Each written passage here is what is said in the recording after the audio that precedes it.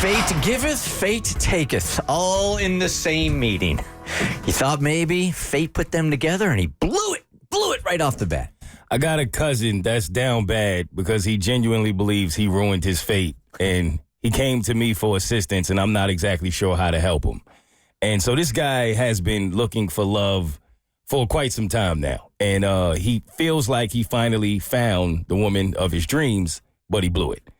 So he went to NBA All-Star Weekend to turn up with his friends and have a good time. Wasn't thinking much of it, and he was having a good time. There was one particular night where they all went out. It was after, I guess, some of the All-Star activities, and they're out and they're enjoying themselves. And his phone ends up dying, as, of course, fate would have it. So he's out with his friends. He has no phone, but he's having a great night. He ends up meeting this woman who works at some restaurant or wherever they are out there. They hit it off like the entire night.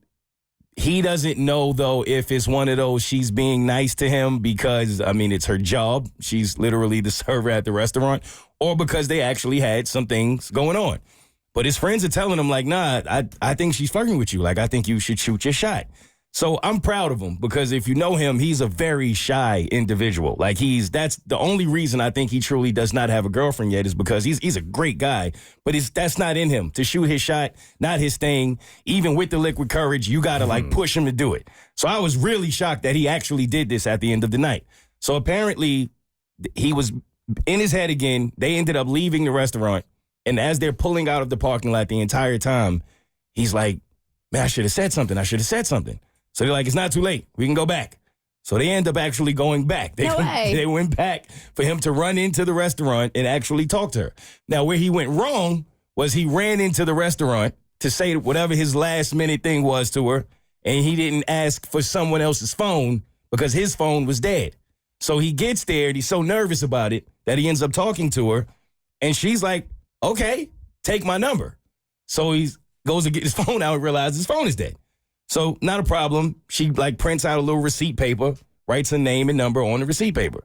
So he walks out all excited, which I was mad at him about. I'm like, you can wait till you got to the car to do the little skip and dance, whatever. You had to do it in front of her. But he's whatever. not bad. Right. So he gets to the car, he gets the number, everybody's so excited. So he's telling me this story as he gets back, and I'm excited for him. And I'm like, okay, so what happened? Like when you called her, what? He said, Mo, I got all the way back here. I started unpacking my stuff. And then it hit me right before when we were in the airport, right before I got onto my plane. I did one of those, like going to my pockets to empty out my pockets at the security thing. Just naturally, he threw the paper away thinking it was a receipt, completely spacing out that her number was on the receipt. So he's like, I don't know what to do. That's like the only information I got from her. I didn't get her Instagram. I didn't get her social media. I didn't get anything. I only had her name and her number. So at first, I'm like, oh, you blew it. That you down bad. There's nothing you can do. But then I thought to myself, which this is where the question comes in, because I feel like there is one thing he can do, but it might come off creepy. But I can't think of another option that he has. So I asked him, does the place have an Instagram or anything? Like, does this actual place, like the restaurant? So he's like, I didn't think about that. So he Googles it, and he finds out that they do, and they have a number. So I was about to ask, so he's going to slide into the restaurant's DMs? No. Because that is creepy. That's very creepy. This is also creepy, but it's a chance. I think he should call the restaurant and ask for her.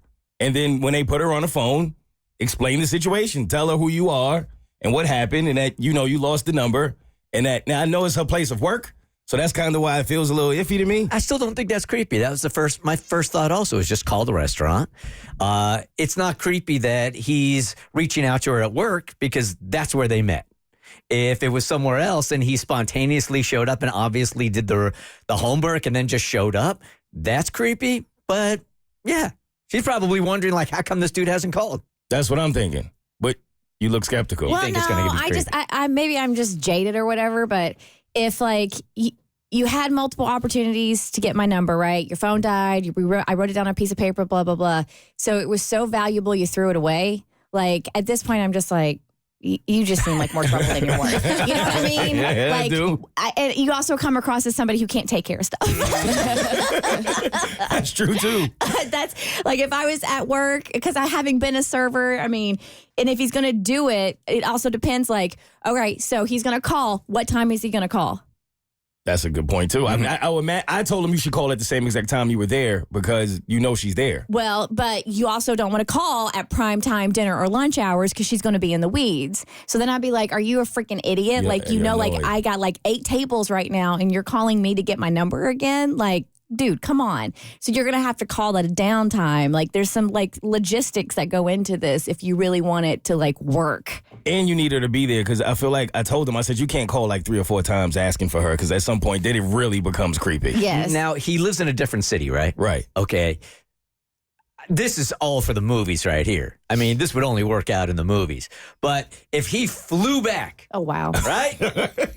And he's like, I lost your number, but I didn't want to seem weird by just calling you at work. So I'm only in for a couple of hours. I had to get your number. And then he flies out of town. For me, there's a slice of romanticism to that if it's in the movies, but in real life, does that play out? See, to me, that's what would send off my creepy alarms. If you call off my place of work, I feel like that's totally fine.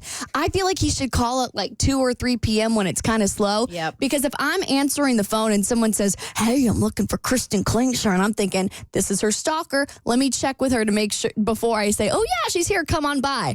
I would call it like a really off time and say, hey, I know this is crazy. I want to leave a message for X, Y, and Z person. I got her number, blah, blah, blah, blah, blah. And then hopefully she's cool with it. Here is Bert Show listener Nicole. She's got this thing solved here with some optimism. Hey, Nicole, good morning. Good morning. How are you guys? Great. Thank you for being part of the show. Absolutely. I think he should go back. I was a server and met my husband at a restaurant. I gave him my phone number. He accidentally threw away the receipt, and he came back in, and we have now been married for 20 years. There it is. Wow. That's the sign That's the right sign. there, bro. That's Yes, the sir. sign. Okay. All right. Okay. I'm going to tell him to do it. The Bert Show.